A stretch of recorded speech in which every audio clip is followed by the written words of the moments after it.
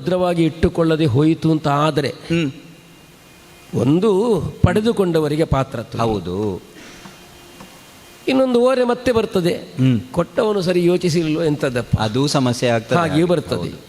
ಕೊಟ್ಟವರು ಯೋಗ್ಯತೆ ಉಳ್ಳವರು ಹೌದು ಅಂತಾದರೆ ಪಾತ್ರತ್ವವನ್ನು ಅರಿತು ಕೊಟ್ಟದ್ದು ಉಳಿಸಿಕೊಳ್ಳಬೇಕಾದ್ದು ಕರ್ತವ್ಯ. ನಾವೆಲ್ಲ ಕ್ಷೇಮಿಗಳಮ್ಮ. ಆಗಲಿ ಆಗಲಿ ಆಗಲಿ, ನಮಗೆಲ್ಲ ಬೇಕಾದ್ದು ಅದೇ ತಾನೆ. ಅಲ್ಲದೆ ನಿಮ್ಮ ಮಗ ಹೌದು, ನನ್ನ ಮಗನೂ ಹೌದು.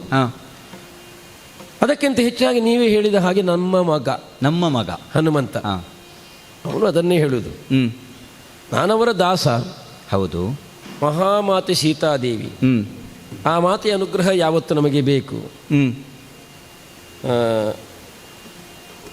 ಅವರ ಅನುಗ್ರಹ ಇದ್ದರೆ ನಮಗೆ ಕ್ಷೇಮ. ವಿಶೇಷವಾಗಿ ನಿಮ್ಮಿಂದ ಅನುಗ್ರಹ ಬಯಸಿದ್ದಾನವ. ಅನುಗ್ರಹ ಸದಾ ಇರ್ತದೆ, ಇದು ವಿಶೇಷ ಅನುಗ್ರಹ ಬೇಕು. ವಿಶೇಷವಾಗಿ ನಿಮ್ಮ ಕೃಪೆಯನ್ನು, ನಿಮ್ಮ ಅನುಗ್ರಹವನ್ನು ಬಯಸಿ ಅಮ್ಮ ನೀನೊಮ್ಮೆ ಹೋಗಿ ಬಾ ಅಂತ ಅವ ಹೇಳಿದ್ರಿಂದ ಹೀಗಾಯ್ತು. ಈಗ ಅವನಿಗೆ ಅನುಗ್ರಹ ಬೇಕಾದರೂ ಅವನೇ ಬರಲಿಲ್ಲ. ಇಲ್ಲ ಇಲ್ಲ ಇಲ್ಲ, ನಿನ್ನನ್ನು ಕಳುಹಿಸಿದ. ಹೌದೌದು, ನನ್ನ ಮೂಲಕವಾಗಿ ಅನುಗ್ರಹ ಅಂತ ಅವ ಭಾವಿಸಿದ್ದನೋ ಏನೋ. ಕೆಲವು ಸಲ ಹಾಗಿರ್ತದೆ. ಹೇಗಮ್ಮ? ವ್ಯಕ್ತಿಗತವಾಗಿ ಅವರಿಗೆ ಸ್ವಂತ ಬೇಕಾದಾದರೂ ಇನ್ನೊಬ್ಬರ ಮುಖೇನ ಅದನ್ನು ಪಡೆಯುವುದು. ಮತ್ತೆ ಇನ್ನೊಂದು, ಹೇಗೆ? ಯಾವುದನ್ನಾದರೂ ತಾಯಿಯಿಂದ ಪಡೆಯದೆ ಮತ್ತೆ ಯಾರಿಂದ ಪಡಿಬೇಕು? ಅವ ಆರಂಭದಲ್ಲಿ ಮೂಲದಿಂದ ತಾಯಿಯಿಂದಲೇ ಪಡೆದದ್ದು ನನಗೆ ಆಸ್ಥಾನ ಕೂಡ ಅಂತ ಹೇಳ್ತಾನವ. ಆ ಅನುಗ್ರಹ, ಆ ದಾರಿ ತೋರಿದು ನೀನಲ್ಲೋ ಅಮ್ಮ. ಈಗಲೂ ನಿನ್ನ ಮೂಲಕವಾಗಿ ಆಗಲಿ ಒಂದು ಹೀಗೆ ಅಲ್ಲ, ಹೀಗೆ ಹೇಳುವ, ನನ್ನ ಮೂಲಕವಾಗಿ ಅಂತ ಹೇಳುವುದಕ್ಕಿಂತಲೂ ನಮ್ಮ ಮೂಲಕವಾಗಿ ಆಗಲಿ. ಅದು ಸರಿ, ನಾನು ಎನ್ನುವುದನ್ನು ಬಿಟ್ಟೇ ಮಾತಾಡೋದು ಅಲ್ವಾ, ನಮ್ಮ ಮೂಲಕವಾಗಿ ಆಗಬೇಕು ಅಂತ. ಅದ್ಯಾಕೆ? ಅವನಿಗೆ ವಿಶೇಷ ಅನುಗ್ರಹ. ಏನಮ್ಮ ನೀನು? ಏನಮ್ಮ ನಿನ್ನಯ ಮುದ್ದು ಸೂನುವಿನೋಳೆನ್ನ ಕರುಣೆಗೆ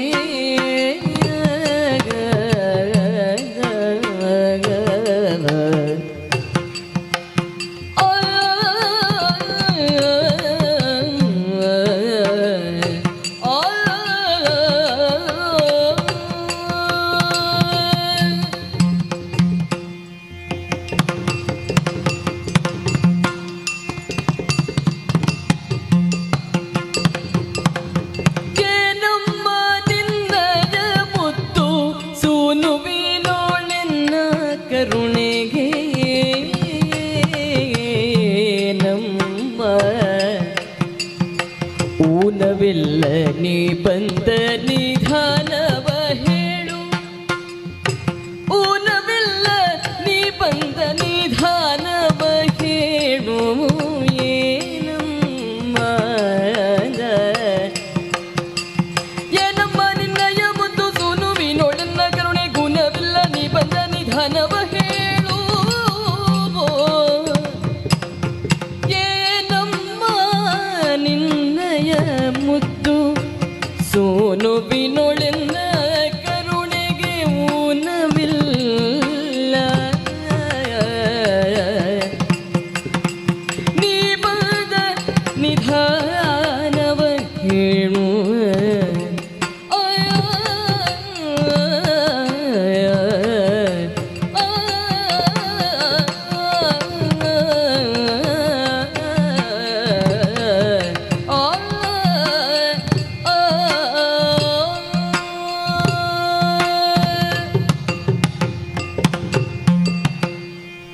ವಿಶೇಷವಾದ ಅನುಗ್ರಹ ಬೇಕು. ಹೌದು. ಏನು ಹೇಳ್ತೀಯಮ್ಮ ನೀನು? ಏನು ತಾಯಿ? ಯಾಕೋ ಸ್ವಲ್ಪ ತಡವರಿಸಿದ ಹಾಗೆ, ಅಲ್ಲ ಸ್ವಲ್ಪ ಆಲೋಚನೆ ಮಾಡಿ ಮಾಡಿ ಮಾತನಾಡಿದ ಹಾಗೆ ಕಾಣ್ತದೆ ನಿನ್ನನ್ನು ನೋಡುವಾಗ. ಹೌದಾ? ಯಾವತ್ತಿನ ಶೈಲಿ ಇಲ್ಲ. ಇಲ್ವಾ? ಮಾತ್ರವಲ್ಲ, ಹನುಮಂತನಿಗೆ ವಿಶೇಷ ಅನುಗ್ರಹ. ಹೌದೌದು. ಕರಹರ ಪ್ರಿಯನಿಗೆ ಬೇರೆಯವರ ಅನುಗ್ರಹ ಬೇಕಾ? ಕರಹರ ಪ್ರಿಯನಿಗೆ ಬೇಡ. ರಾಮ ಭಕ್ತನಾಗಿ ರಾಮಬಂಟನಾಗಿ ಕಾಣಿಸಿಕೊಂಡಂತಹ ಆಂಜನೇಯನಿಗೆ ಮತ್ತೆ ಪ್ರತ್ಯೇಕವಾಗಿ ನನ್ನ ಅನುಗ್ರಹ ಬೇಕು ಅಂತ ಹೇಳ್ತೀಯಲ್ಲ ನೀನು.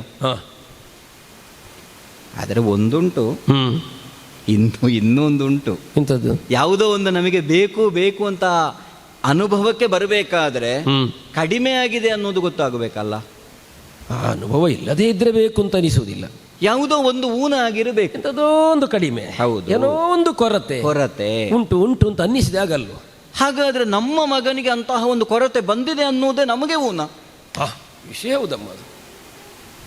ನಮ್ಮ ಮುದ್ದು ಸೂನು ಅಂತಲ್ವ ನಾನು ತೊಡಗಿದ್ದು. ಹೌದು ಅಂಜನ, ಓ ನಮಗೆ ಪ್ರಾಯ ಎಷ್ಟೇ ಆಗಲಿ ಮಕ್ಕಳೇ ಹೌದಾ ಅಲ್ವ? ಅವರು ನಮ್ಮ ತಲೆಯಿಂದ ಮೇಲೆತ್ತರಕ್ಕೆ ಬೆಳೆದ್ರು ಮಕ್ಕಳಿಗೆ ಕೊಟ್ಟದ್ದು ಸರಿಯಾಗಲಿಲ್ಲ. ಮಕ್ಕಳಿಗೆ ಏನಾದ್ರೂ ಕಡಿಮೆ ಆಯ್ತೋ ಏನೋ, ಮಕ್ಕಳಿಗೆ ಇನ್ನೇನಾದ್ರೂ ಬೇಕಿತ್ತೋ ಏನೋ ಅಂತಲೇ ಅಲ್ವ ತಾಯಿ ಕರುಳು ಸದಾ ಹಂಬಲಿಸ್ತಾ ಇರೋದು. ತಾಯಿಯ ಮನಸ್ಸೇ ಹಾಗೆ ತಾನೆ. ಊನಾಗಿದೆ ಅಂತ ಒಂದು ಮಾತು ನೀನು ಹೇಳಿದ್ದೇ ನನ್ನ ಕರುಳನ್ನು ಕಲಕಿದ ಹಾಗಾಯಿತು. ಹೌದೇನಮ್ಮ? ಅಲ್ಲದೆ ಹೋದರೆ ಆಂಜನೇಯನಿಗೊಂದು ಕಡಿಮೆ ಆಗುವುದು ಅಂತ ಉಂಟ. ರಾಮದಾಸನಾಗಿ ಪ್ರಪಂಚದಲ್ಲಿ ಕಾಣಿಸಿಕೊಂಡು ರಾಮನಾಮದಿಂದಲೇ ಬೇಕಾದ್ದನ್ನೆಲ್ಲ ತಾನು ಪಡೆದಿದ್ದೇನೆ ಅನ್ನುವಂತಹ ಸಂತೃಪ್ತ ಭಾವವನ್ನು ತಳೆದಂತಹ ಆಂಜನೇಯನಿಗೆ ತಾಯಿಯಾದಂತಹ ಸೀತೆಯದ್ದಾದ ಒಂದು ಅನುಗ್ರಹ ಬೇಕು. ನೀನು ಚಿಂತಿಸುವುದೇ ಬೇಡ. ಅವನಿಗೆ ಬಂದ ಕೊರತೆ ಏನು, ಅವನಿಗೆ ನಾನು ಕೊಡಬೇಕಾದ್ದೇನು, ನೀನು ಹೇಳಿದೆ ಅಂತ ಆದ್ರೆ ನೀನೇ ಕೊಂಡು ಹೋಗುವಂಥದ್ದು ಅಂತಾದ್ರೆ ನೀನು ತೆಕ್ಕೊಂಡು ಹೋಗಬಹುದು. ಅಲ್ಲ, ನಾನಿಲ್ಲಿಂದ ಬೇರೆ ಸೇವಕರ ವ್ಯವಸ್ಥೆ ಮಾಡಬೇಕು ಅಂತಾದ್ರೆ ಮಾಡಿ ಕಳುಹಿಸಿ ಕೊಡ್ತೇನೆ ಅಲ್ಲಿಗೆ. ಕೇಳಬಹುದಲ್ಲ? ಖಂಡಿತ ಕೇಳು ಮಾತೇ.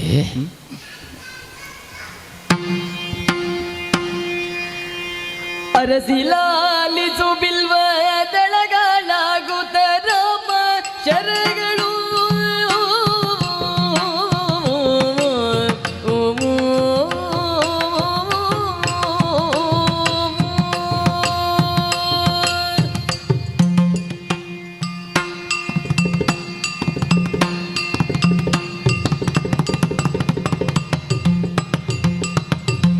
ಅರಸಿಲಾಲಿಸು ಬಿಲ್ವದಳಗಳಾಗುತ್ತ ರಾಮ ಶರಗಳು ಶಿರದ ಮೇಲುರುಳುವಂತೆಯೇ ಕೊರಳಿ ನೂಳ ಬ್ರಹ್ಮಾಸ್ತ್ರವು ವೈಜಯಂತಿಯ ಕೊರಳಿ ನೋಳ ಬ್ರಹ್ಮಾಸ್ತ್ರವು ವೈಜಯಂತಿಯ ಸರವಾಗಿ ಬೀಳುವವರ ಕೊಡಬೇಕಂತೆ. ಅರಸಿಲಾಲಿಸು ಬಿಲ್ವದಳಗಳಾಗುತ್ತ ರಾಮ ಶರಗಳು ಶಿರದ ಮೇಲುರುಳುವಂತೆಯೇ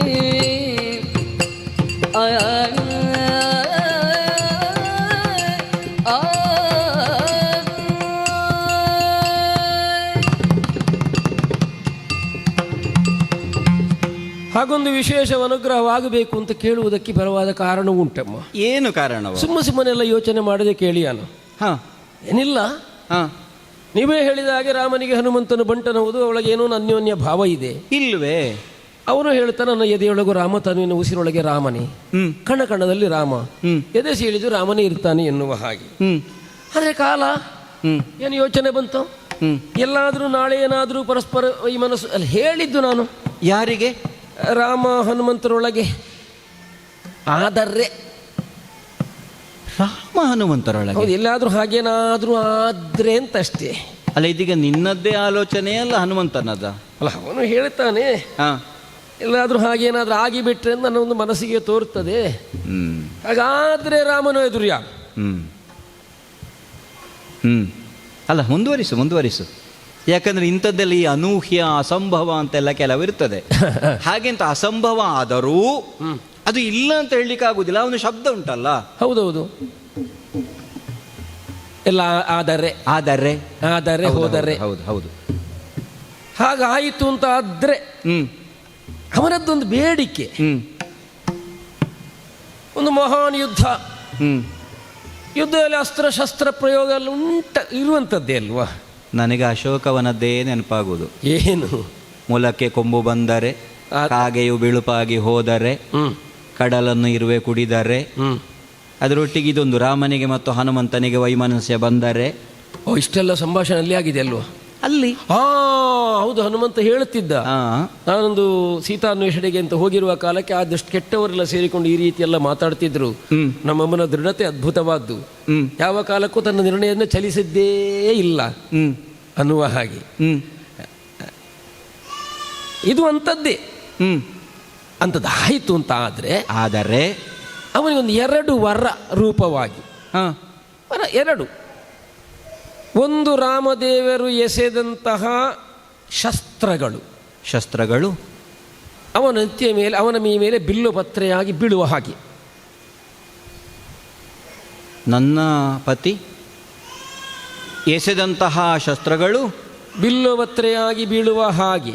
ಅಂದ್ರೆ ನನ್ನವರು ಮೊದಲು ಪ್ರಯೋಗಿಸಬೇಕು. ಹೌದು, ಪ್ರಯೋಗಿಸಿದ ಮೇಲೆ ಮಧ್ಯದಲ್ಲಿ ವೈಮನಸ್ಸು ಉಂಟಾಗಬೇಕು. ಹೌದೌದು. ವೈಮನಸ್ಸು ಅನ್ನುವುದು ಹೋರಾಟದಲ್ಲಿ ಪರ್ಯಾವಸಾನ ಆಗಬೇಕು.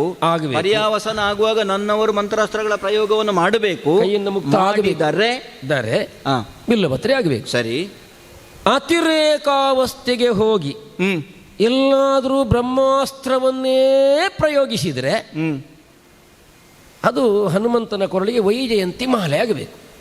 ಇಷ್ಟರವರೆಗೆ ಅವನ ಕೊರಳಿಗೆ ಯಾರು ಮಾಲೆ ಹಾಕಲಿಲ್ವೋ? ಇಲ್ಲ, ಯಾರು ಹಾಕಿದ್ದಾರೆ? ಕೇಳಿದ್ದು ಎಲ್ಲ ಹಾಕಲಿಲ್ವ ಅಂತಷ್ಟೇ. ಮತ್ತೆ ಒಂದು ಅಮ್ಮ, ಎಲ್ಲಾ ತಾಯಿಯಂದಿರಿಗೂ ಅದೊಂದು ಅಪೇಕ್ಷೆ ಇರ್ತದೆ, ತನ್ನ ಮಗನ ಕೊರಳಿಗೆ ಬೇಗ ಮಾಲೆ ಬೀಳಬೇಕು ಅಂತ. ಬೀಳ್ತಿದ್ರೆ ಅದು ಒಳ್ಳೆ ಮಾಲೆಯೇ ಬೀಳಬೇಕು. ಹೌದು. ಈ ರೀತಿಯಾಗಿ ದೇವರು ಪ್ರಯೋಗಿಸಿದ ಅಸ್ತ್ರವಾದರೂ ಬ್ರಹ್ಮಾಸ್ತ್ರವಾದರೂ ಮಾಲೆಯಾಗಿ ಬೀಳಲಿ. ಆ ರೀತಿಯಾಗಿ ಆದರೂ ಹನುಮನಿಗೆ ಅದು ಅಲ್ಲ, ಅದಕ್ಕೂ ಶಬ್ದ ಹಾಗೆ ಅಲ್ವ, ವರಿಸುವುದು ಅಂತಲೇ. ಹೌದು ಹೌದು ಹೌದು. ಇದೆರಡು ವರ ನಿನಗೆ ಬೇಕಾದ ಬೇಕು ಅಂತ. ಹೇಗೆ?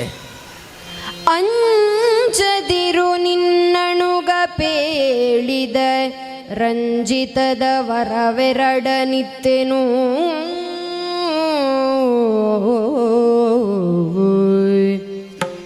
ನಿನ್ನಣುಗ ಪೇಳಿದ ರಂಜಿತದ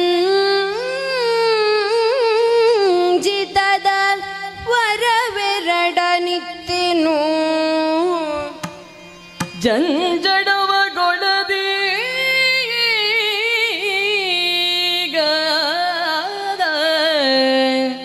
ಜಂಜಡವ ಗೊಳದೀಗ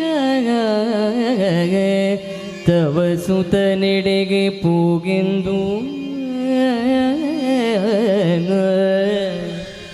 ಜಂಜಡವ ಗೊಳದೀಗ ತವ ಸುತನೆಡೆಗೆ ಪೋಗೆಂದು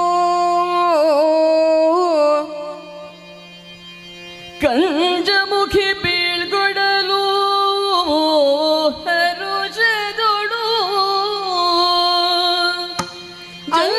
ಜಡವಗೊಳದೀಗ ತವ ಸುತನೆಡೆಗೆ ಪೋಗೆಂದು ನಿನ್ನಡುಗ ಪೇಳಿದರಂಜಿತದ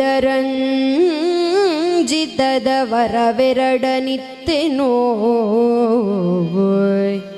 ನಿನ್ನಡುಗ ಹೇಳಿದ ರಂಜಿತದ ವರವೆರಡನಿತ್ತೆನೋ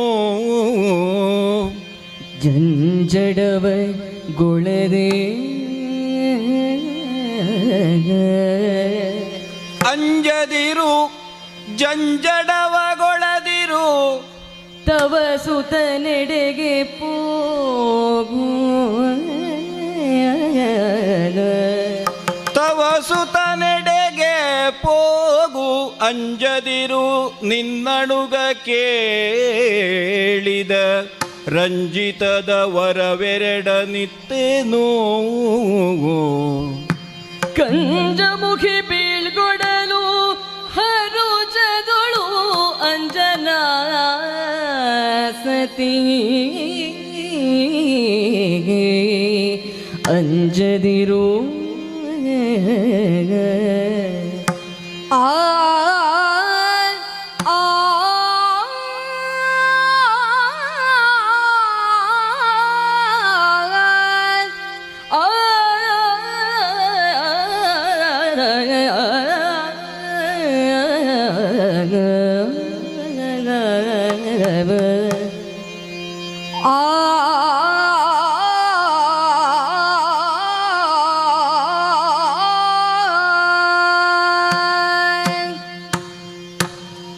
ಅಮ್ಮ ಅಂಜನಾ. ಓ ಕೇಳುವುದಕ್ಕೆ ಒಂದು ಅಂತ ಆಲೋಚನೆ ಮಾಡಿದ್ರು 3 ಸ್ವರ ಬೇಕಾಗ್ತದೆ. ಅದಕ್ಕೆ ಒಂದರಲ್ಲೇ ಇದೆಯೇ? ನಿನಗೆ ಬಹಳ ಸುಲಭ. ವರ 2 ಕೇಳಿದ್ದೇನೆ, ಕೊಟ್ಟು ಬಿಡು ತಾಯೇ ಅಂತ ಹೇಳುವುದಕ್ಕೆ ಒಂದೇ. ಆದರೆ ಆಲೋಚನೆ ಮಾಡಮ್ಮ, ಪ್ರಭು ರಾಮಚಂದ್ರನ ಪತ್ನಿ ನಾನು. ಈಗ ನೀನು ಆಡಿದಂತೆ ಅಘಟಿತವೇ ಆಗಲಿ, ಅಸಂಭವವೇ ಆಗಲಿ, ನಾನು ವರ ಕೊಡಬೇಕಾದ್ದು ಯಾವುದಕ್ಕೆ ವಿರೋಧ ಹೇಳು? ಹ್ಮ್ ನನ್ನ ಗಂಡ ಪ್ರಯೋಗಿಸುವಂತಹ ಮಂತ್ರಾಸ್ತ್ರಕ್ಕೆ ಬ್ರಹ್ಮಾಸ್ತ್ರಕ್ಕೆ ವಿರೋಧವಾಗಿ ಹೌದು. ಅದು ಫಲಿಸದೇ ಹೋಗ್ಲಿ ಅನ್ನುವಂತಹ ವರವನ್ನು ನಾನು ಕೊಡಬೇಕಾಗ್ತದೆ. ಕೊಡುವುದು ಯಾರಿಗೆ? ಯಾರಿಗೆ? ನನ್ನ ಮಗನಾದಂತಹ ನಮ್ಮ ಮಗನಾದಂತಹ ಹನುಮಂತನಿಗೆ. ನಾನು ನಿನ್ನಲ್ಲಿ ಮಾತಾಡ್ತಾ ಅದನ್ನೇ ಆಲೋಚನೆ ಮಾಡಿದ್ದು. ಏನಮ್ಮ? ಅವನ ಋಣವನ್ನು ನಮಗೆ ಪರಿಹರಿಸುವುದಕ್ಕೆ ಪೂರೈಸುವುದಕ್ಕೆ ಸಾಧ್ಯ ಉಂಟೆ ಅಂತ. ಇಲ್ಲ. ಅಶೋಕ ವನದಲ್ಲಿರುವಂತಹ ನನ್ನನ್ನು ಕಂಡದ್ದಿರಬಹುದು, ಮುದ್ರೆ ಉಂಗುರವನ್ನು ಕೊಟ್ಟದ್ದು, ಚೂಡಾಮಣಿಯನ್ನು ಪಡೆದಲ್ಲಿಂದ ತೊಡಗಿ ರಾಮ ರಾವಣರ ಯುದ್ಧ ಮುಗಿದು ನನ್ನನ್ನು ಮರಳಿ ಪಡೆಯುವಲ್ಲಿವರೆಗೆ ಅವನು ಮಾಡಿದಂತಹ ಕೆಲಸಕ್ಕೆ ಪ್ರತಿಯಾಗಿ ಸೀತೆ ಏನನ್ನಾದರೂ ಕೊಟ್ಟಿದ್ದಾಳು ಅಂತ ಕೇಳಿದರೆ ನನ್ನ ಮನಸ್ಸಿನಲ್ಲಿ ಪಕ್ಕನೆ ಹೊಳೆಯ ಉತ್ತರ ಒಂದೇ, ಏನೂ ಇಲ್ಲ ಅಂತ. ಇಲ್ಲವೇ? ಹಾಗಾಗಿ ಏನು ಬೇಕಾದರೂ ಆಗಲಿ, ಒಂದು ನನ್ನ ಸ್ವರ, ಒಂದು ನನ್ನವರದ್ದು, ಒಂದು ಆಂಜನೇಯನದ್ದು, ಒಂದು ನೆಲೆಯಿಂದ ನೋಡಿದರೆ ತಂದೆ ತಾಯಿ ಹಾಗೂ ಮಗನ ಸಂಬಂಧ ಇದ್ದ ಹಾಗೆ ಮಗುವಿಗೆ ಬೇಕಾದ್ದನ್ನು ಕೊಡುವಲ್ಲಿ ಒಂದು ಸ್ವಲ್ಪ ಗಂಡನಿಗೆ ಬೇಸರ ಆದರೂ ತೊಂದರೆ ಇಲ್ಲ ಅನ್ನುವ ಭಾವದಂತೆ ಇರ್ತದಲ್ವ ಹಾಗೆ. ಹೆದರಬೇಡ. ಅನುಭವದ ಮಾತು ಹೇಳುವುದು. ಹಸಿದು ಬಂದಂತಹ ಗಂಡ ಉಣ್ಣುವುದಕ್ಕೆ ಕುಳಿತಿದ್ದಾನೆ, ಇನ್ನೇನು ಬಡಿಸಬೇಕು ಅನ್ನುವಾಗ ತೊಟ್ಟಿಲಲ್ಲಿ ಮಲಗಿದ ಮಗು ಅಳುತ್ತದೆ. ಸ್ವಲ್ಪ ಕೂತುಕೊಳ್ಳಿ ಅಂತ ಹೇಳಿ ತಾಯಿ ಹೋಗುವುದೇ ತೊಟ್ಟಿಲು ತೂಗುವುದಕ್ಕೆ. ಬಡಿಸಲಿಲ್ಲ ಅಂತ ಆರೋಪ ಇಲ್ಲ, ಯಾಕಂದ್ರೆ ಅವರ ಮಕ್ಕಳು. ಹಾಗಾಗಿ ನಾನು ವರವನ್ನು ಕೊಟ್ಟೆ ಅಂತಾದ್ರೆ ನನ್ನವರಿಗೂ ಸಿಟ್ಟು. ಇದು ಆಗುವ ಹೋಗುವ ಕೆಲಸ ಅಲ್ಲೂ ಅಲ್ಲ. ಈಗ ನಿಜವಾಗಿ ನಾಳೆ ನಾಡಿದ್ದು ಘಟಿಸ್ತದೆ ಅಂತಾದ್ರೆ ಸರಿಯಪ್ಪ, ಒಂದು ವೇಳೆ ಆದರಷ್ಟೇ, ಆಗದ ಕೆಲಸ. ಹಾಗಾಗಿ ಇದು ಅಂಜದಿರು. ನೀನು ಕೇಳಿದಂತಹ 2 ರಂಜಿತದವರ ಅಂದ್ರೆ ಅದು ರಂಜನೆ ಅಂದ್ರೆ ಅದು ಸತ್ಯ ಅಲ್ಲ ಅಂತ ಅರ್ಥ. ಅದೇ ನೀವು ಯಾಕೆ ಈ ಪದ ಬಳಕೆ ಮಾಡಿದ್ದು ಅಂತ ಭಾವಿಸಿ, ರಂಜಿತದ ವರವನಿತ್ತೇನು. ಹೌದು. ಹಾಗಾಗಿ ಚಿಂತೆ ಮಾಡಬೇಡ, ತಥಾಸ್ತು ಅಂತ ಹೇಳ್ತೇನೆ. ಹೋಗಿ ನಮ್ಮ ಮಗನಾದಂತಹ ಹನುಮಂತನಲ್ಲಿ ಹೇಳು. ಸರಿಯಮ್ಮ, ಒಂದು ಹೊರೆ ಹೊತ್ತು ಬಂದಿದ್ದೆ, ಆ ಭಾರ ಇಳಿಯಿತು ಈಗ. ಆದರೆ ಒಂದು, ನಾನೀಗ ಸೇವಕರನ್ನು ನಿನ್ನ ಜೊತೆ ಕಳುಹಿಸಬೇಕು ಅಂತ ಇಲ್ಲ. ಯಾಕೆ? ಯಾಕಂದ್ರೆ ಇದು ನೀನೇ ಹೋಗಿ ಹೇಳಬೇಕಾದ ವಿಷಯ. ಅದು ಸರಿ. ನಾನೇ ಬಂದು ಕೇಳಿದ್ದು, ನಾನೇ ಹೋಗಿ ಹೇಳಬೇಕಾದ ವಿಷಯ. ಆದೀತು ತಾಯಿ, ಬರ್ತೇನೆ. ಹೋಗಿ ಬಾ, ಹೋಗಿ ಬಾ, ಹೋಗಿ.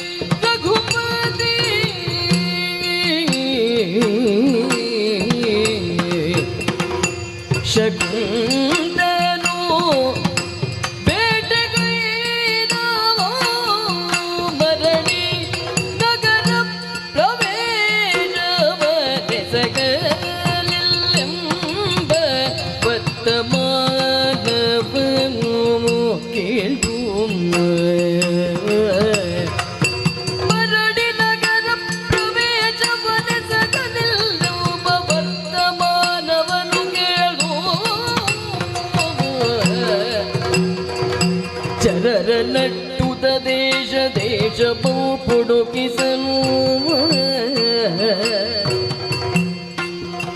ಚರರ ನಟ್ಟುದ ದೇಶ ದೇಶಮಂ ಪುಡುಕಿಸಲ್ ಕುರುಹ ಕರಿಯದೆ ಮನದಿ ಘನತರದ ವ್ಯಸನಗುಂಟು. ಗುರುಕುಜದ ಭರಣಿ ಕೇಳಿದ್ದ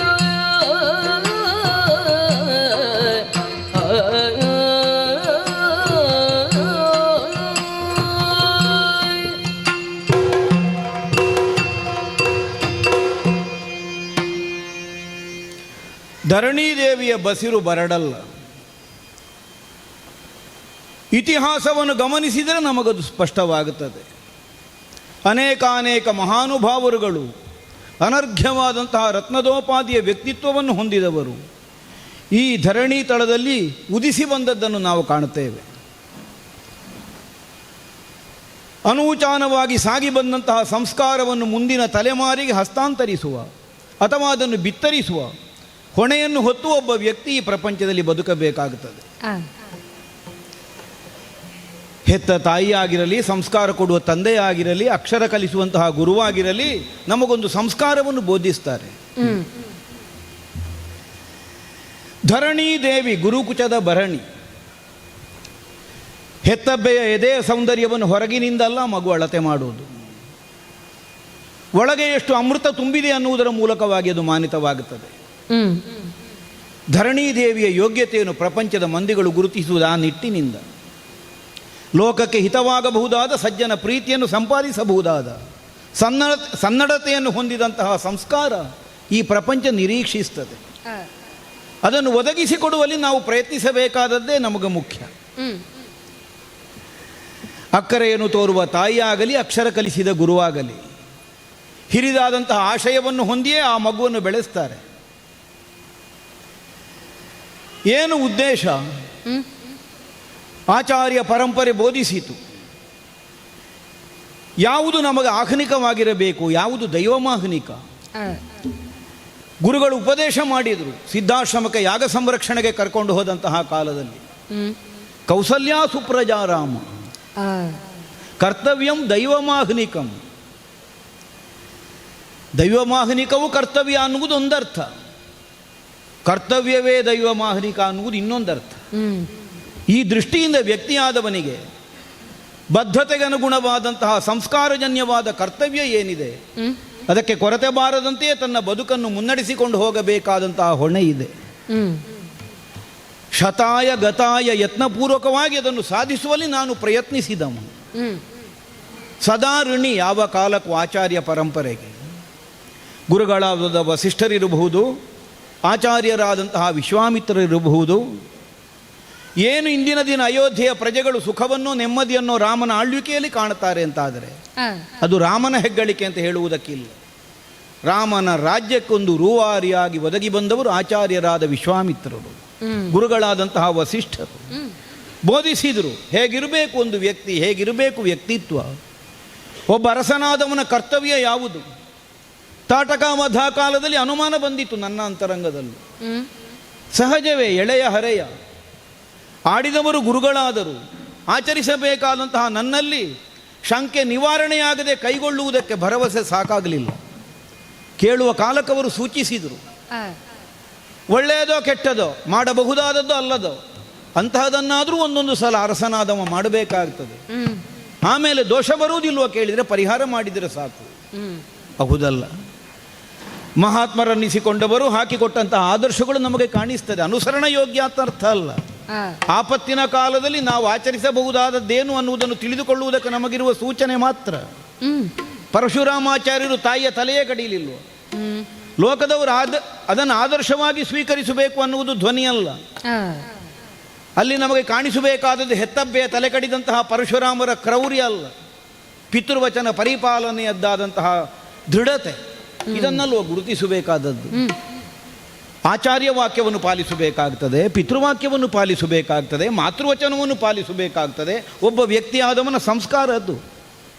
ಈ ಬಗೆಯಿಂದ ಪ್ರಪಂಚದಲ್ಲಿ ಬದುಕುತ್ತಾ ಬಂದದ್ದರಿಂದಲೇ ಇರಬೇಕು. ಅಯೋಧ್ಯೆಯ ಮಂದಿಗಳೆಲ್ಲ ಹೃಷ್ಟ ಮಾನಸರಾಗಿ ಇಂದು ಬದುಕನ್ನು ಕಟ್ಟಿಕೊಂಡಿದ್ದಾರೆ. ರಾಮನ ಹೆಗ್ಗಳಿಕೆಯಲ್ಲ ಅದು. ಅಯೋಧ್ಯೆಯಂತಹ ಪ್ರಜೆಗಳು ತುಂಬಿರುವ ನಾಡಿನಲ್ಲಿ ಎಲ್ಲರೂ ರಾಮಂದಿರೇ ಆಧಾರ. ಬಹಳ ದೊಡ್ಡ ಸಮಸ್ಯೆ ಏನೂ ಅಲ್ಲ. ಯಾಕೆ? ದಂಡಧರತ್ವವನ್ನು ಹೊಂದಿದಂತಹ ಒಬ್ಬ ಅರಸ ಕೈಯಲ್ಲಿ ದಂಡ ಹಿಡಿದು ತನ್ನ ಪ್ರಜೆಗಳನ್ನು ಶಾಸನ ಮಾಡಬೇಕಾದ ಪ್ರಮೇಯ ಯಾವ ದೇಶದಲ್ಲಿ ಬರ್ತದೆ, ಆ ದೇಶದಲ್ಲಿ ಯಾವ ಕಾಲಕ್ಕೂ ಪ್ರಜೆಗಳಿಗೆ ಕ್ಷೇಮ ಸಿಕ್ಕುವುದಿಲ್ಲ. ಒಬ್ಬೊಬ್ಬ ಪ್ರಜೆಯು ಸ್ವಯಂ ತಾನೇ ದಂಡಧರನಾಗಬೇಕು. ಯಾವುದು ನ್ಯಾಯ, ಯಾವುದು ಧರ್ಮ, ಇದನ್ನು ಅರಿತು ತನ್ನನ್ನು ತಾನು ಆ ಪರಿಧಿಯೊಳಗೆ ವ್ಯಾಪ್ತಿ ಮೀರದಂತೆಯೇ ಬದುಕುವುದಕ್ಕಾಗಿ ಅವ ಸಿದ್ಧಪಡಿಸಿಕೊಂಡರೆ ಆ ಕಾಲಕ್ಕೆ ಸುಖ ಸಮೃದ್ಧಿ ಯಾವ ದೇಶದಲ್ಲಾದರೂ ನೆಲೆ ನಿಲ್ಲುವುದಕ್ಕೆ ಸಾಧ್ಯವಾಗುತ್ತದೆ. ಅಯೋಧ್ಯೆ ಆದರ್ಶವಾಗಿದೆ ರಾಮನ ಕಾಲದಲ್ಲಿ ಲೋಕದ ಮಂದಿಗಳಿಗೆ ಅಂತಾದರೆ ಅದು ನಮ್ಮ ಪೂರ್ವಿಕರ ಆಶೀರ್ವಾದ ಅನ್ನುವ ಸಮಾಧಾನದಿಂದ ನಾನಿದ್ದರೆ ಒಂದು ಸಂದಿಗ್ಧವನ್ನು ನಮ್ಮ ಗುರುಗಳಾದಂತಹ ವಿಶ್ವಾಮಿತ್ರರು ತಂದಿರಿಸಿದರು. ಯಜ್ಞಭಂಗನೆಸಗಿದಂತಹ ಶಕುಂತನನ್ನು ನಿನ್ನ ಮೂಲಕವಾಗಿ ಕೊಲ್ಲಿಸ್ತೇನೆ. 8 ದಿನದೊಳಗಾಗಿ ಈ ಕೆಲಸ ಮಾಡಿ ಮುಗಿಸಬೇಕಾದದ್ದು. ರಾಮ ನೀನು ಮಾಡು. ಪ್ರಶ್ನೆ ಹುಟ್ಟಲಿಲ್ಲ ನನ್ನ ಅಂತರಂಗದಲ್ಲಿ. ಮಾಡಬೇಕಾದದ್ದು ಹೌದೋ ಅಲ್ವೋ ಅನ್ನುವುದನ್ನು ವಿವೇಚಿಸಬೇಕು ಅಂತ ನನ್ನ ಮನಸ್ಸಿಗೆ ತೋಚಲಿಲ್ಲ. ಯಾಕೆ? ಏನು ರಾಮನಿದ್ದಾನೆಯೋ ಇಂದಿನ ಅದಕ್ಕೆ ಬೇಕಾದಂತಹ ವ್ಯಕ್ತಿತ್ವವನ್ನು ಎಳವೆಯಿಂದಲೇ ನನ್ನಲ್ಲಿ ತುಂಬಿ ಬೆಳೆಸಿದ ಅವರ ಋಣದಿಂದ ಮುಕ್ತನಾಗುವುದಕ್ಕೆ ಯಾವ ಕಾಲಕ್ಕೂ ಸಾಧ್ಯ ಇಲ್ಲ. ಹೆತ್ತ ತಾಯಿಯ ಋಣ, ವಿದ್ಯೆ ಹೇಳಿದ ಗುರುವಿನ ಋಣ ಯಾವ ಕಾಲಕ್ಕೂ ಒಬ್ಬನಿಂದ ಅದರಿಂದ ಮುಕ್ತನಾಗುವುದಕ್ಕಾಗೋದಿಲ್ಲ. ಮಾಡಬೇಕಾದದ್ದೇನು? ಗುರು ನಿರೂಪ. ಪ್ರಶ್ನಿಸಿದರೆ ಪರಶುರಾಮಾಚಾರ್ಯರು ತಾಯಿಯ ತಲೆ ಕಡಿಬಹುದು ಅಂತ, ಪಿತೃವಚನ ಪಾಲನೆ ಅನ್ನುವ ಕಾರಣಕ್ಕಾಗಿ ಕಡಿದೇ ಬಿಟ್ಟರು.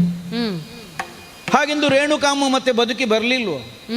ಹೇಗೆ ಬದುಕಿ ಬರುವುದಕ್ಕೆ ಸಾಧ್ಯ ಆಯಿತು? ಆಚರಿಸಬೇಕಾದದ್ದನ್ನು ಅಳುಕಿಲ್ಲದೆ ಆಚರಿಸಿದರೆ ಆಗಬೇಕಾದದ್ದಾಗಿಯೇ ಆಗುತ್ತದೆ ಅನ್ನುವಂಥ ಆದರ್ಶ ಅದರಿಂದ ನಮಗೆ ಕಂಡು ಬರ್ತದೆ. ಆದ್ದರಿಂದಲೇ ವಿಶ್ವಾಮಿತ್ರರ ಮಾತಿಗೆ ಪ್ರತಿ ಪ್ರಶ್ನೆ ಇಲ್ಲ, ಒಪ್ಪಿಕೊಂಡಿದ್ದೇನೆ. ಎಲ್ಲಿದ್ದಾನೆ ಶಕುಂತ? ಬೇಟೆಗೆ ಹೋದವ ಮರಳಿ ಸಿಂಧು ದೇಶವನ್ನು ಸೇರಲಿಲ್ಲ. ಹಾಗಿದ್ರೆ ಎಲ್ಲಿ ಹೋದ? ಚರರನ್ನೆಲ್ಲ ಅಟ್ಟಿ ಹುಡುಕಿಸಿದರೂ ಈ ತನಕ ಅವನ ಸುಳಿವೇ ನಮಗೆ ಸಿಗಲಿಲ್ಲ. ಹಾಗಿದ್ರೆ ಎಲ್ಲಿ ಹೋದ ಇವ? ಅಂತೂ ನಾವು ಯೋಚಿಸುವ ಸ್ಥಿತಿ ಬಂತಲ್ಲ, ಎಲ್ಲಿಂದ ಇದಕ್ಕೆ ಪರಿಹಾರ? ನಮಗೂ ನಮ್ಮ ಬುದ್ಧಿಗೂ ಅಜ್ಞಾನ ಕವಿದಿದೆ ಅಂತ ಆದರೆ ಇನ್ನೀಗ ಈ ಜ್ಞಾನವನ್ನು ಹಂಚುವವರು ಯಾರು ಬರ್ತಾರೆ? ಜಯ ನಮೋ ನಾರಾಯಣ ನಾರಾಯಣ ಜಯ ನಮೋ ನಾರಾಯಣ ಜಯ ನಾರಾಯಣ ದುರಿತ ನಿವಾರಣ ಜಯ ನಾರಾಯಣ ದುರಿತ ನಿವಾರಣ ಜಯ ನಮೋ ನಾರಾಯಣ ನಾರಾಯಣ ಜಯ ನಮೋ ನಾರಾಯಣ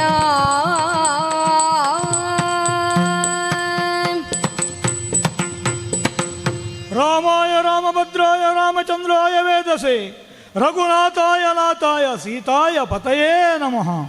ರಾಘವ ರಮಾಪತಿ ರಘುವೀರ ರಘುರಾಮ ರಾಜೇಂದ್ರ ಎಲ್ಲವೂ ನೀನೇ. ಮಹಾಪುರುಷ ಮಹಾಮಹಿಮ ನಮೋ ನಮಃ. ನಾರದ ಮುನಿಪನ ಕಾಣುತ್ತ ಲಕ್ಷಣ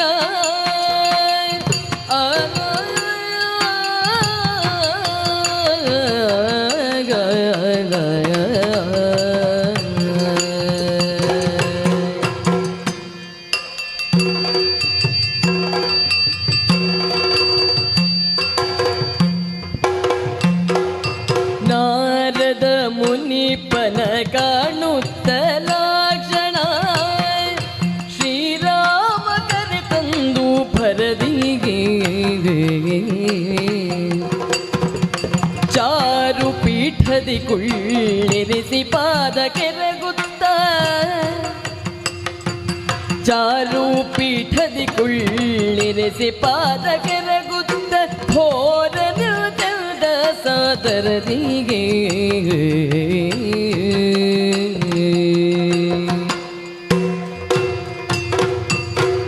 ನಾರದ ಮುನಿಪತೆ ರಾಮ ರಾಮ ನಮೋ ನಮಃ. ಎರಡೂ ಕರಗಳನ್ನು ಜೋಡಿಸಿ ತಲೆ ಬಾಗಿಸಿ ನಮಸ್ಕರಿಸಿದ್ದೇನೆ.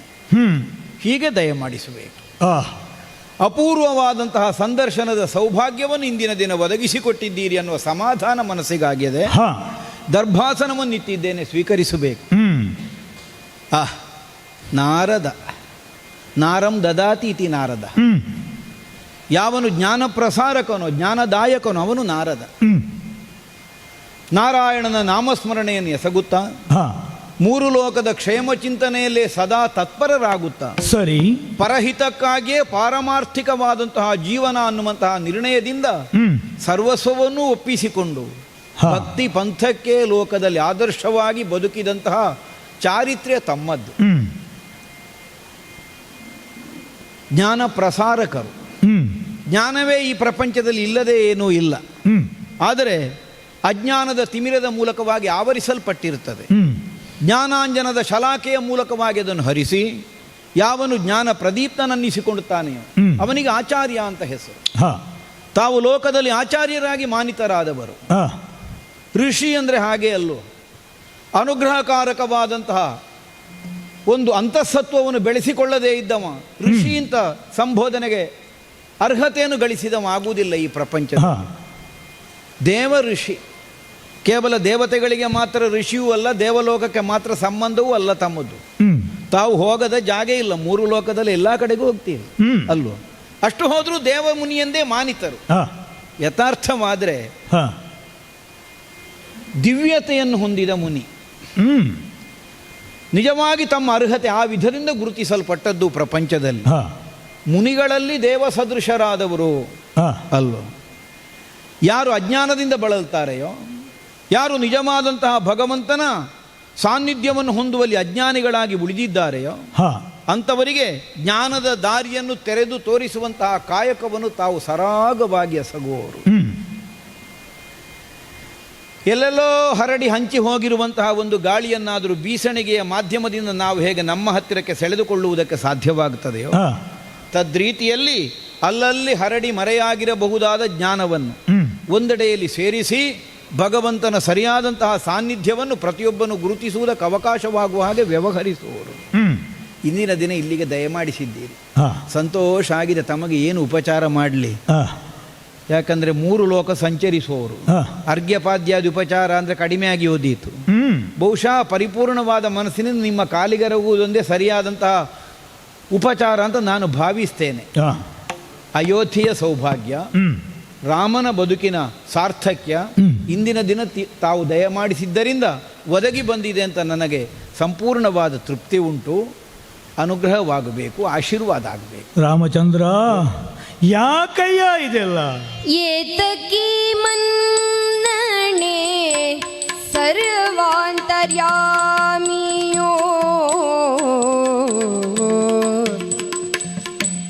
ಏತಕಿ ಮನ್ನಣೆ ಸರ್ವಾಂತರ್ಯಾಮಿಯಾದಾತ ನೀ ಮನದಿ ಯೋಚಿಸುವ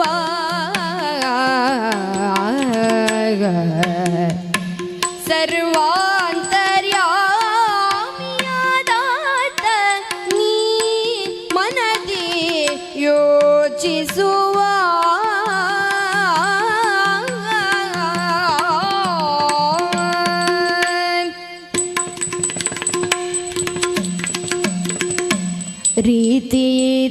ರೀತಿದಾವುದು ಚೋದಿಗವು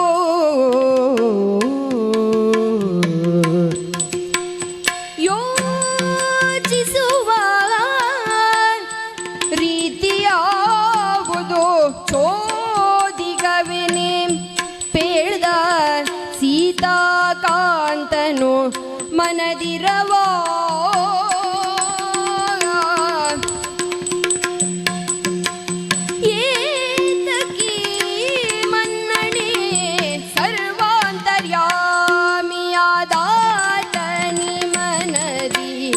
ಯೋಚಿಸುವ.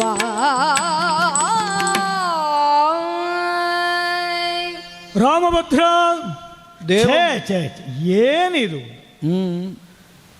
ಯಾಕೆ ಈ ಉಪಚಾರ, ಯಾಕೆ ಈ ಹೊಗಳಿಕೆ? ಅತಿ ಆಯ್ತಯ್ಯ, ಅತಿ ಆಯ್ತು ಇದು. ಹೌದೇ? ನೀನೇ ಆಗಾಗ ಹೇಳಿಕೊಂಡವ, ನಾನು ಕೇವಲ ಮನುಷ್ಯ, ದಶರಥನ ಮಗ, ಇಷ್ಟೇ. ಆದರೆ ನನಗೆ ತಿಳಿದಿದೆಯಲ್ಲ, ನೀನು ಭುವಿಗೆ ಅವತರಿಸಿ ಬಂದಂತಹ ಮಹಾಮಹಿಮನಿದ್ದೀಯ. ನನಗೆ ಅರ್ಥ ಆದಂಥ ವಿಚಾರವಲ್ವೇ ಅದು. ಆದ ಕಾರಣವೇ ಇಂಥ ಉಪಚಾರಗಳು ಅಲ್ಲಿಂದ ಬರ್ತದೆ ಎನ್ನುವಾಗ ಸಂಕೋಚವಾಗುತ್ತಾ ಇದೆ. ನಾರದ, ಬಂದೆಯ ಅಲ್ಲಿ ಕುಳಿತುಕೋ, ಇಷ್ಟು ಹೇಳಿದರೆ ಧಾರಾಳ ಆಯಿತು ನಮಗೆ. ಅಲ್ಲ, ಅಷ್ಟು ಹೇಳುವ ನನ್ನ ಅರ್ಹತೆಯನ್ನು ಗುರುತಿಸುವುದು ನಾನು ವೈಕುಂಠದಿಂದ ಬಂದವ ಅನ್ನುವ ಕಾರಣಕ್ಕೆ ಅಲ್ವೋ? ಅಲ್ವೋ? ಸತ್ಯವನ್ನು ತಿಳಿದವ ನಾನು. ಈಗ ಅದೇ ಹೌದಾದರೂ ಅದು ವೈಕುಂಠಕ್ಕೆ ಸರಿ, ಅಯೋಧ್ಯೆಗೆ ಸರಿಯೋ? ಯಾಕೆಂದರೆ ನಾನು ದಾಶರಥಿಯೂ ಹೌದಲ್ಲ. ರಾಮ, ಮತ್ತೊಂದು ಉಂಟು. ಗೌರವದಿಂದ, ಅಭಿಮಾನದಿಂದ ಯಾವನೇ ಏನನ್ನು ಕೊಡಲಿ ಅದನ್ನು ಸ್ವೀಕರಿಸಬೇಕಾದ್ದು ಒಂದು ಕರ್ತವ್ಯವೇ ಅಲ್ವೋ? ಓ, ನನಗಿದೆಲ್ಲ ಬೇಕು ಅಂತ ಕೇಳುವುದು ತೆಕ್ಕೊಳ್ಳುವುದು ಅಲ್ಲದೆ ಬೇರೆ ದಾರಿ ಉಂಟೋ? ಹೌದಪ್ಪ. ನಿನ್ನ ಉಪಚಾರವನ್ನು ಸ್ವೀಕರಿಸಿದ್ದೇನೆ. ಕೆಲವು ಸಲ ಏನಾಗ್ತದೆ ಕೇಳಿದರೆ, ಕೊಡುವವನು ಯಾವನು ಅನ್ನುವುದರ ಮೂಲಕವಾಗಿ ಸ್ವೀಕರಿಸುವುದೋ ಬೇಡವೋ ಅನ್ನುವುದನ್ನು ತೀರ್ಮಾನಿಸೋದು ಅಲ್ವಾ? ಆದರೂ ಸ್ವೀಕರಿಸುವವರೇ ಹೆಚ್ಚಲ್ವೋ? ಅಲ್ವಾ? ಈಗ ನನ್ನಲ್ಲಿ ಗೌರವ ಭಾವವೇ ಹೌದಾದರೆ ಕೊಟ್ಟದನ್ನು ಬೇಡ ಹೇಳಲಿಕ್ಕಿಲ್ಲಲ್ಲ. ಬೇಡ ಅಂತ ಹೇಳುವವರು ಕಡಿಮೆ, ಅಥವಾ ಕೊಟ್ಟದ್ದು ಸಾಲದು ಅಂತಲೂ ಹೇಳಲಿಕ್ಕಿಲ್ಲಲ್ಲ ಗೌರವ ಇರುವುದಾದರೆ ಅಲ್ವಾ? ಸಂತೋಷದಿಂದ ಸ್ವೀಕಾರ ಮಾಡಿದ್ದೇನೆ. ಆದರೆ ಉಪಚಾರವನ್ನೇನೋ ಮಾಡಿದೆ ನೀನು. ಅದರ ಮಧ್ಯದಲ್ಲಿ ಸೂಕ್ಷ್ಮವಾಗಿ ನಿನ್ನನ್ನು ಗಮನಿಸಿದೆ. ಸದಾ ಹಸನ್ಮುಖಿಯಾಗಿದ್ದುಕೊಂಡು ಯಾರು ಬಂದರೂ ಒಂದು ಮುಗುಳು ನಗೆಯನ್ನು ಬೀರುವವ ನೀನು. ಆದರೆ ಇಂದು ಏನೋ ಚಿಂತೆ ನಿನ್ನನ್ನು ಆವರಿಸಿದ ಹಾಗೆ ಕಾಣುತ್ತಾ ಇದೆ. ಆಶ್ಚರ್ಯ. ಸರ್ವರ ಚಿಂತೆಯನ್ನು ದೂರ ಮಾಡುವ ನಿನಗೂ ಚಿಂತೆಯೇ. ಅಯ್ಯ, ಕೇಳುವುದು ಹಾಗೆಂದು ನಿನ್ನ ಚಿಂತೆಯನ್ನು ನಾನು ಪರಿಹರಿಸ್ತೇನೆ ಎನ್ನುವಂಥ ವಿಶ್ವಾಸ ನನಗಿಲ್ಲ. ಆದರೂ ಚಿಂತೆ ಇರುವವ ಇನ್ನೊಬ್ಬನಲ್ಲಿ ಹಂಚಿಕೊಂಡ್ರೆ ಪರಿಹಾರ ಆಗದೇ ಇದ್ದರೂ ಕೂಡ ಸ್ವಲ್ಪ ಭಾರ ಕಡಿಮೆ ಆಗ್ತದೆ ಅಲ್ವೋ? ಹೌದೇ ಹೌದು. ಆತ್ಮೀಯತೆ ಅನ್ನೋದು ಅದಕ್ಕೆ ಅಲ್ವೋ? ಹಾಗಿರುವಾಗ ತಪ್ಪು ತಿಳಿಯಬಾರದು. ಯಾಕೆ ಚಿಂತೆ ಹೇಳಬಹುದಾ? ಯಾರಲ್ಲಿ ಹೇಳುವುದು ಅಂತಲೇ ಇದ್ದೆ ನಾನು. ಯಾರಲ್ಲಿ ಆದ್ರೂ ಹೇಳಲೇಬೇಕು ಅಂತ. ನೀನೇ ಬಂದದ್ದು ಒಳ್ಳೆದೇ. ಸುರಮುನಿ ಕೇಳು ಭೂಪಾಲ ಜಕೂತನ ತರಿವೆನೆಂದೆನು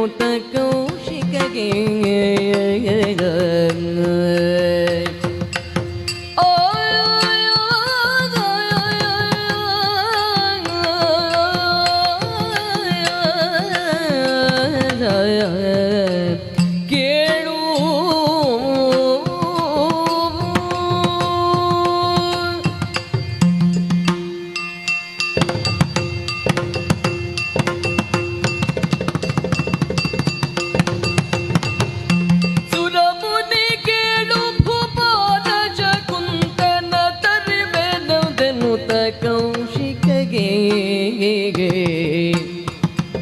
ಶಕುಂತನ ತರಿವೆನದೆನುತ ಕೌಶಿಕಗೆ ಒರೆದಿರ್ಪೆ ಭಾಷೆಯ ಹುಡುಕಿಸಲ್ ಆತ. ಒರೆದಿರ್ಪೆ ಭಾಷೆಯ ಹುಡುಕಿಸಲಾತ ಗೋಚರಿಸಲಿಲ್ಲೆಂಬ ಕ್ಷಿಕಣಿಗೆ. ಸುರಮುನಿ ಕೇಳು ಭೂಪಾಲ ಶಕುಂತನ ತರಿವೆನೆಂದೆನುತ ಕೌಶಿಕಗೆ. ಕೇಳು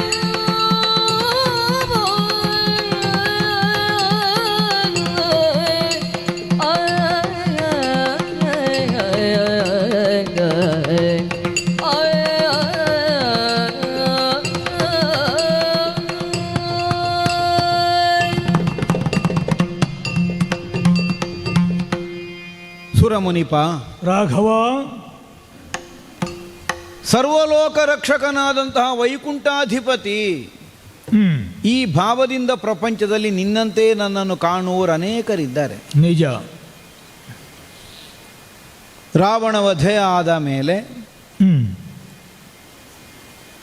ಸೀತೆಯ ಚಾರಿತ್ರ್ಯವನ್ನು ಪ್ರಪಂಚಕ್ಕೆ ಪ್ರಕಟಿಸುವಂತಹ ಉದ್ದೇಶದಿಂದ ಅಗ್ನಿ ಪರೀಕ್ಷೆಯೇ ಆಗಿ ಹೋದಂತಹ ಕಾಲಕ್ಕೆ ದೇವಾನು ದೇವತೆಗಳೆಲ್ಲ ಗಗನ ಮಾರ್ಗದಲ್ಲಿ ನಿಂತು ನನ್ನ ಕೃತಿಯನ್ನು ಆಕ್ಷೇಪಿಸುವಂತಹ ಧ್ವನಿಯಲ್ಲಿ ಆಡಿದರು. ಏನು ರಾಮ ಇದು? ಬೇಕೋ ಈ ನಾಟಕ? ಇನ್ನು ಎಂಥದ್ದಿದು ಅಲ್ಲೋ? ಆ ಕಾಲಕ್ಕೆ ನಾನು ನನ್ನ ಕುರಿತಾದಂತಹ ಒಂದು ಮಿತಿಯನ್ನು ಘೋಷಿಸಿಕೊಂಡಿದ್ದೆ. ಯಾರು ನಾನು? ಆತ್ಮಾನಂ ಮಾನುಷಂ ಮನ್ಯೆ ರಾಮಂ ದಶರಥಾತ್ಮಜಂ. ಆ ಮಿತಿ ಉಂಟು ನನಗೆ, ಅದಕ್ಕಿಂತ ಆಚೆಗಲ್ಲ. ಇದಕ್ಕಿಂತ ಹೆಚ್ಚೇನಾದರೂ ಉಂಟು ಅಂತಾದರೆ ಇನ್ನು ನೀವು ಹೇಳಬಹುದು. ಯಾಕಂದರೆ ಲೋಕಮರಿಯಾದ ಒಬ್ಬ ಮಾನವ ಮಾತ್ರನಾದವ ಬಹಳಷ್ಟು ಗೌರವಿಸಬೇಕಾದದ್ದು ಅದನ್ನು. ಯಾವುದುಂಟು ಲೋಕದ ಮರ್ಯಾದ ಅಂದರೆ ಪರಿಧಿ, ಅದನ್ನು ಅತಿಕ್ರಮಿಸಿ ವ್ಯವಹರಿಸಿದರೆ ಅವ ಮರ್ಯಾದೆಯನ್ನು ಮೀರಿದವನಾಗಿ ಹೋಗ್ತಾನೆ. ಒಂದು ಸಿದ್ಧಾಂತವನ್ನು ನಿಲುಮೆಯನ್ನೋ ಜೀವನದಲ್ಲಿ ಅಳವಡಿಸಿಕೊಂಡಂತಹ ಯಾವನೇ ಒಬ್ಬ ವ್ಯಕ್ತಿ ಎಂತಹ ಸಂದಿಗ್ಧ ಕಾಲದಲ್ಲಾದರೂ ಆ ಮರ್ಯಾದೆಯನ್ನು ಅತಿಕ್ರಮಿಸಕೂಡದು. ಒಂದೊಮ್ಮೆಗೆ ಒಂದು ಕಾಲು ಎತ್ತಿದ ಹಾಗೆ ಕಾಣಿಸಿದರು, ಸಂದರ್ಭ ಬರಿತು ಮತ್ತೆ ಮೊದಲಿನ ಸ್ಥಾನಕ್ಕೆ ತನ್ನ ಕಾಲನ್ನು ಇರಿಸಿಕೊಳ್ಳುವಷ್ಟು ವಿವೇಕವನ್ನು ಉಳಿಸಿಕೊಂಡಿರಬೇಕಾಗುತ್ತದೆ. ಸರ್ವಶಕ್ತನಾದ ಭಗವಂತ, ಸರ್ವತಂತ್ರ ನಿಯಂತ್ರಕನಾದಂತಹ ಸ್ವಾಮಿ, ಈ ಭಾವದಿಂದ ನನ್ನನ್ನು ಕಾಣುವಂತಹ ಮಂದಿಗಳ ಮಧ್ಯದಲ್ಲಿಯೂ ಒಬ್ಬಾತ ಮಾನವ ಮಾತ್ರನಾಗಿ ನನ್ನ ಮಿತಿಯಿಂದ ನಾನು ವ್ಯವಹರಿಸಿದಂತಹ ದೃಷ್ಟಾಂತಗಳನ್ನು ನೀನು ಅರಿಯದೇ ಇದ್ದವ ಅಲ್ವೋ. ಕಲ್ಲು ಮಣ್ಣು ಹೊರುವುದಕ್ಕೆ ಕಪಿಗಳು ಬೇಕಾಯಿತು, ಶರದಿಗೆ ಸೇತುವನ್ನು ಕಟ್ಟಬೇಕು ಅಂತಾದರೆ ವರುಣಾನುಗ್ರಹ ಬೇಕಾಯಿತು. ಲಂಕೆಯನ್ನು ಪ್ರವೇಶಿಸಿದ ಮೇಲೆಯೂ ಯುದ್ಧದಲ್ಲಿ ವಿರೋಧಿಗಳಿಂದ ಬಂದಂತಹ ಆಘಾತಕ್ಕೆ ಮೈಚೆಲ್ಲಿ ಮಣ್ಣಿಗೆ ಹೊರಗಬೇಕಾದ ಸ್ಥಿತಿ ಬಂತು. ಈಗ ಸರ್ವತಂತ್ರ ಸ್ವತಂತ್ರನಾದ ಭಗವಂತನಿಗಾದರೆ ಇದೆಲ್ಲ ಉಂಟಾ? ಬೇಡಲ್ಲ. ಲೋಕ ಸಂಜೀವನ ಅನ್ನುವ ಹಾಗೆ ನನ್ನನ್ನು ಗೌರವಿಸುವಂತಹ ನೀವುಗಳೇ ಸಂಜೀವನದ ಮೂಲಕವಾಗಿ ಪುನರುಜ್ಜೀವವನ್ನು ಹೊಂದಬೇಕಾದಂತಹ ರಾಮ ಲಕ್ಷ್ಮಣರ ಅನಿವಾರ್ಯತೆಯನ್ನು ಅರ್ಥ ಮಾಡಿಕೊಂಡವರಲ್ವೋ ಅಲ್ವೋ. ಅಷ್ಟೆಲ್ಲ ಆಗಿದೆ ಅಂತ ಆದರೆ ರಾವಣ ವಧೆಯಲ್ಲಿಯೂ ಹಾಗೆ ನನ್ನಿಂದ ಆಗುವುದಿಲ್ಲ ಅನ್ನುವ ಹಾಗೆ ಕೈಚೆಲ್ಲಿ ಕುಳಿತುಕೊಳ್ಳುವಂತಹ ಸ್ಥಿತಿ ಬರಲಿಲ್ಲ. ಹೌದು, ಆಗುವುದಿಲ್ಲ ನನ್ನಿಂದ. ಆ ಕಾಲಕ್ಕೆ ಏನು, ಅಗಸ್ತ್ಯರು ಬಂದರು, ದೇವಲೋಕದ ಸಹಾಯವಿತ್ತು. ಇದೆಲ್ಲದರ ಮೂಲಕವಾಗಿ ರಾವಣ ವಧೆಯಲ್ಲಿ ನಾನು ಮುಂದುವರಿಯುವುದಕ್ಕೆ ಅವಕಾಶ ಆಯಿತು. ನೀನು ಬಂದಿದ್ದಿ ಸಮರ ಕ್ಷೇತ್ರಕ್ಕೆ ನನಗೆ ಆತ್ಮಪ್ರತ್ಯಯವನ್ನು ಎಚ್ಚರಿಸುವುದಕ್ಕಾಗಿ. ಹೌದು ಅಲ್ವ? ಹಾಗಿದ್ರೆ ಇದೇನು ಮರ್ಯಾದೆ? ಆ ಚೌಕಟ್ಟಿನಿಂದ ಹೊರಗೆ ವ್ಯವಹರಿಸಕೂಡದು, ವ್ಯವಹರಿಸುವುದಕ್ಕಾಗುವುದಿಲ್ಲ. ಆ ಮಿತಿಯನ್ನು ನಾವು ಒಪ್ಪಿಕೊಂಡ ಮೇಲೆ ಇಲ್ಲಿ ದುಃಖ ಉಂಟು, ದುಮ್ಮಾನ ಉಂಟು, ಸಂತೋಷ ಉಂಟು, ಮೋಹ ಉಂಟು, ಕ್ರೋಧಾದಿ ಭಾವಗಳುಂಟು. ಅದಕ್ಕಿಂತ ಹೊರತಾಗಿರುವುದಕ್ಕಾಗುವುದಿಲ್ಲ. ಎಲ್ಲಿ ಹೇಗೆ ಎಷ್ಟು ವಿನಿಯೋಗವಾಗಬೇಕು ಅನ್ನುವುದು ವಿವೇಕಿಯಾದವನಿಗೆ ಸಂಬಂಧಿಸಿದ್ದು.